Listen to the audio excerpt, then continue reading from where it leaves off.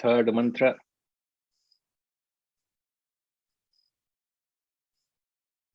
spoke about those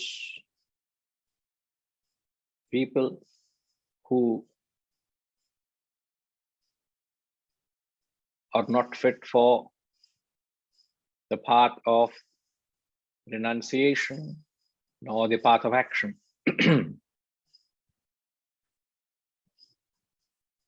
Such people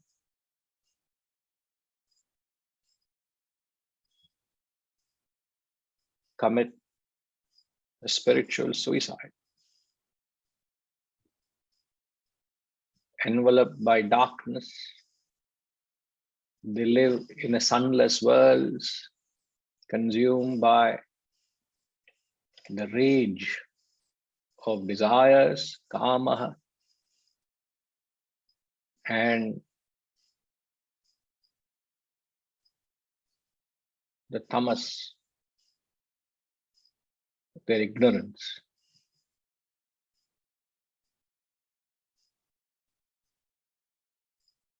And those who leave such an environment, he says they are bound to that cycle of death and birth. They are reincarnated into that specific environment because you have demanded it. The Lord only provides something that you asked for.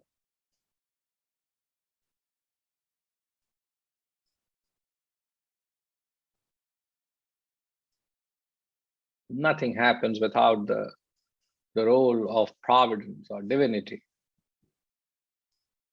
The providence which is providing for every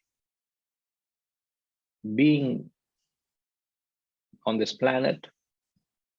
It also looks into the needs and demands and desires of every human as well.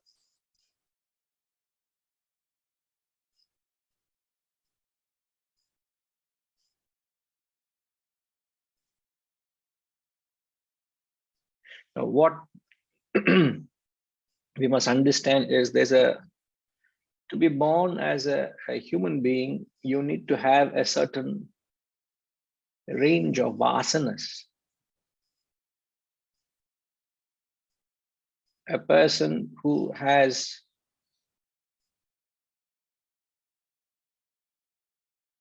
a highly evolved state, 100% self-realization, 0% is tamas, the extremities I'm talking.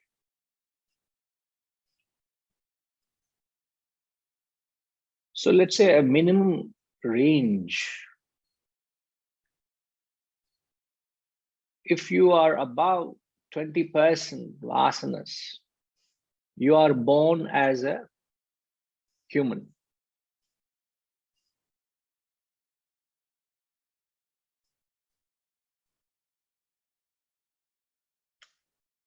So below 20% vasanas, you will be born as a plant or an animal.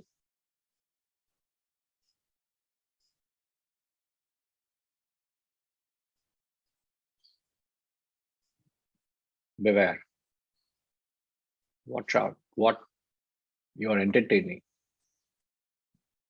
Providence provides for every requirement. So those who are above 20%, they are called as suprahumans. Going above 20, 30, 40, you go higher in the percentage, you become a suprahuman.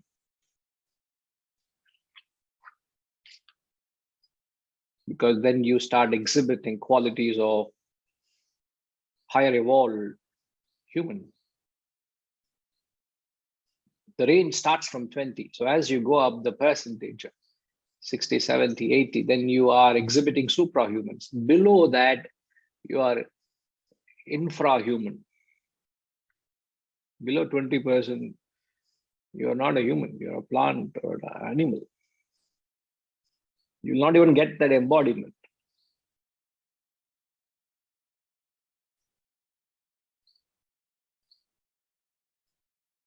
So when you keep entertaining a certain range of vasanas,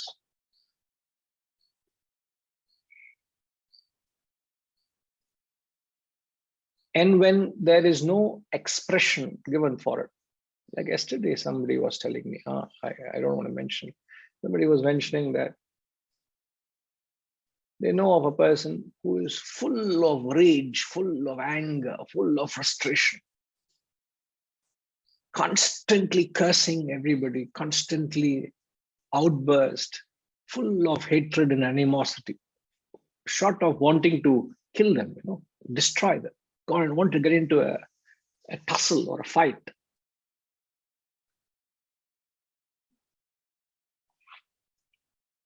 The nature is not going to give you an expression. Let's say you want to go about killing someone. What would nature do? What would the natural consequence be? You will be locked up and put in a prison, isn't it? You can't get that opportunity to express that vasana, the desire. What happens to the desire? You are entertaining a desire to kill. That expression is not there. What happens? Somewhere the desire has to manifest. A child has a desire to play. There's no opportunity given for the child to play. A child wants to sing. It doesn't get an opportunity to sing or perform.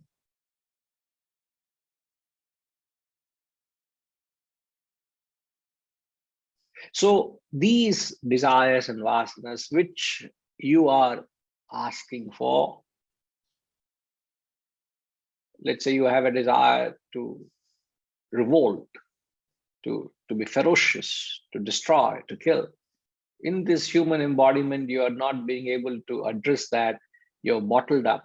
Nature, providence will give you an embodiment to express that particular vasana in the next embodiment, where you will be born as an infra-human, you will be born as a wolf or a tiger or a carnivore, somewhere in the wild, where nature has given you a license to express that particular vasana.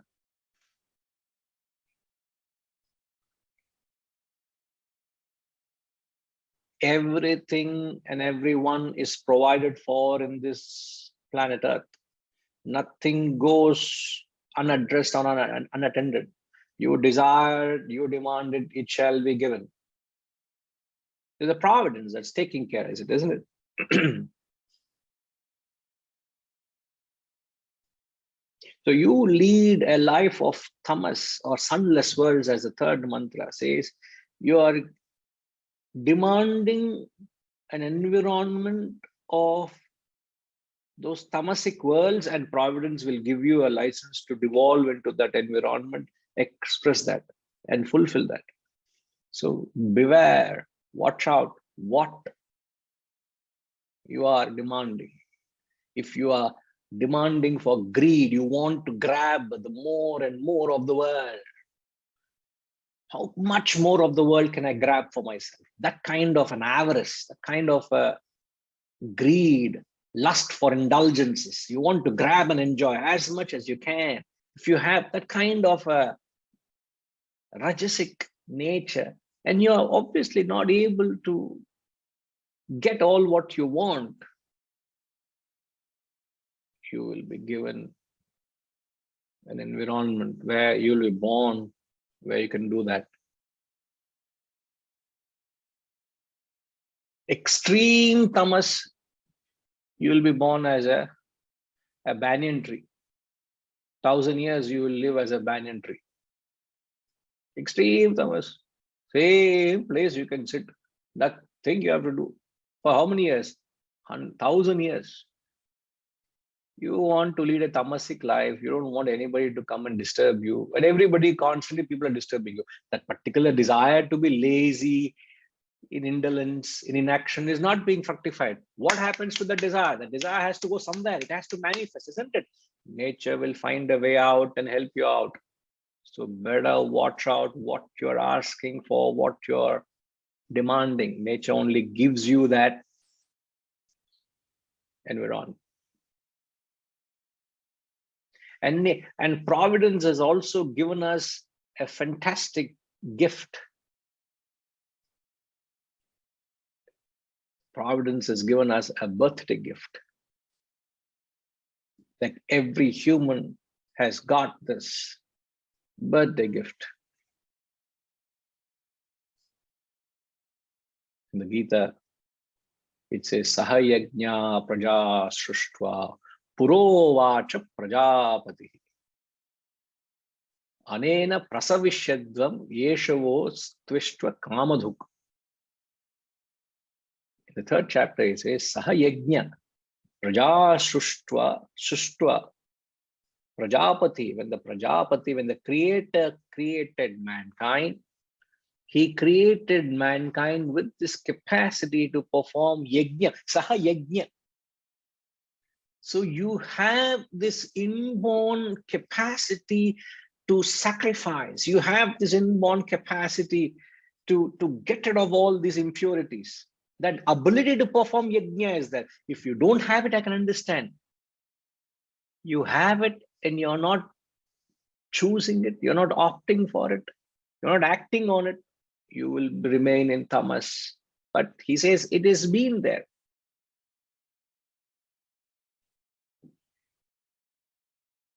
So you can reach the crown of creation, which is to renounce the lower, act towards the higher. That's the crown of action. The pinnacle of human evolution is you can renounce the lower and embrace the higher and act towards the higher. And if you are not able to use that yajna, that capacity to sacrifice and renounce the lower, it is suicidal. Atma hanaha, self-suicidal. You have a choice.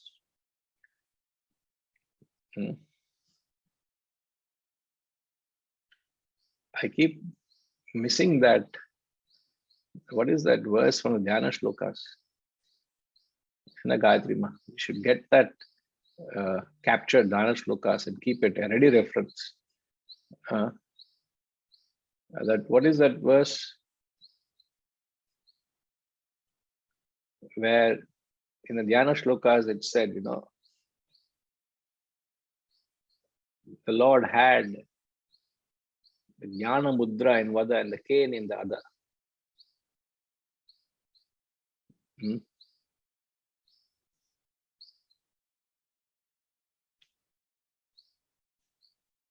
Had the Jnana Mudra in one hand and the cane in the other hand.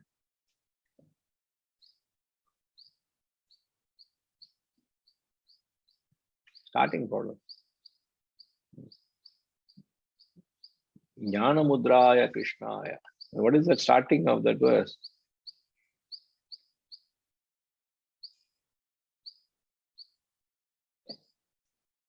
Nobody knows. Huh?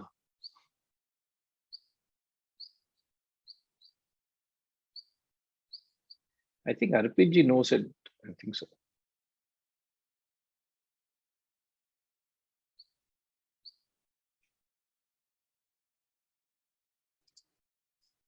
Hari Om Guruji. Yes, sir. No, Guruji. I don't know the beginning or the middle or the end. So you're LBW. Yeah, Totally. LBW. Yeah. Clean bold. Yes. Clean bold. Yeah, clean bold. Yeah. Hariji. Yes, sir.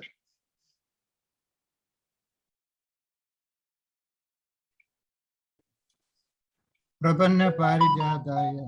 அது போதும். அது மட்டும் வேணும். Correct, sir. Prapanna Parijataya. Totrai.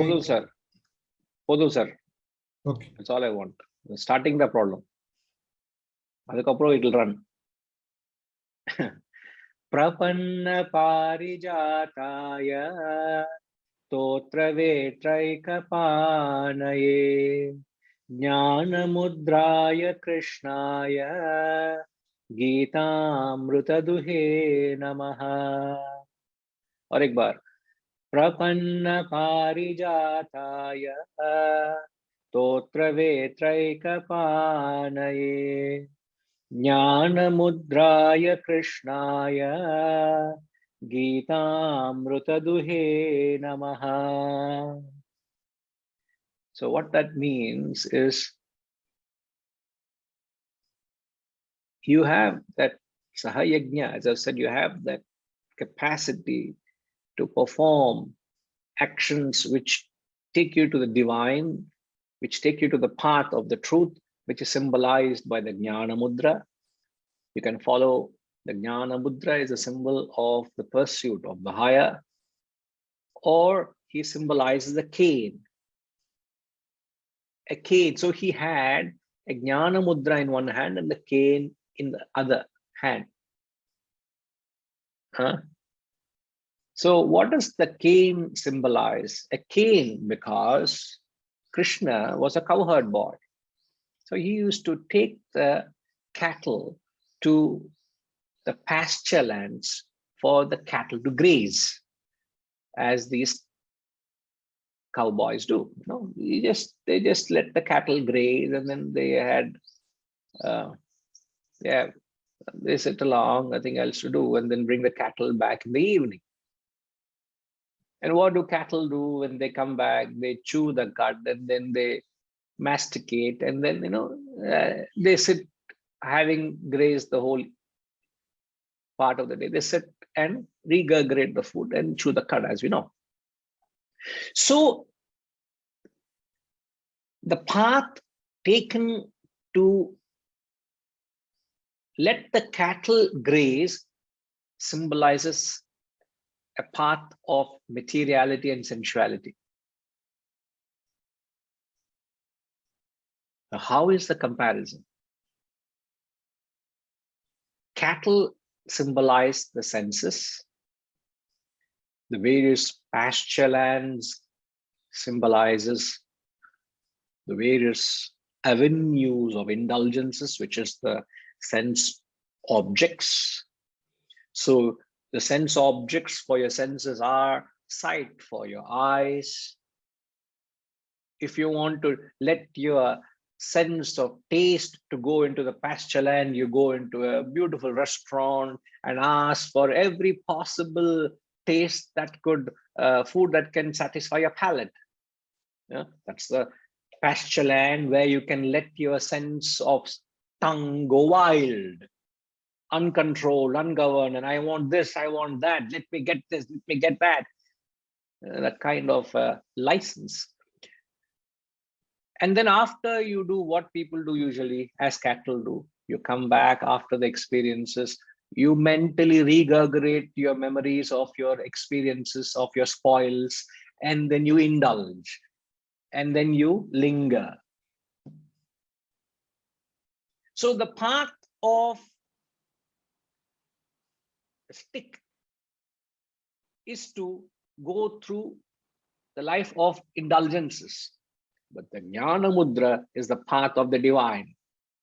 So the verse is only saying there that you have this capacity to seek the higher, but if you don't do that, if you do, that's what, which is mantra 1 and 2, talk of path of renunciation and path of action. You don't lead yourself into the path of renunciation or action. You are leading yourself into the other path, which is the path of indulgences, which is the path of the sunless worlds. In the dead world, you are dead, spiritually dead.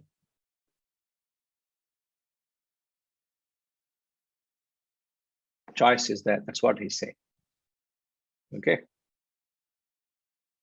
I suppose you know what the Jnana Mudra means. I'm not explaining it because you would have noted it in some context. Okay. The Jnana Mudra symbolizes the path of divinity. Okay.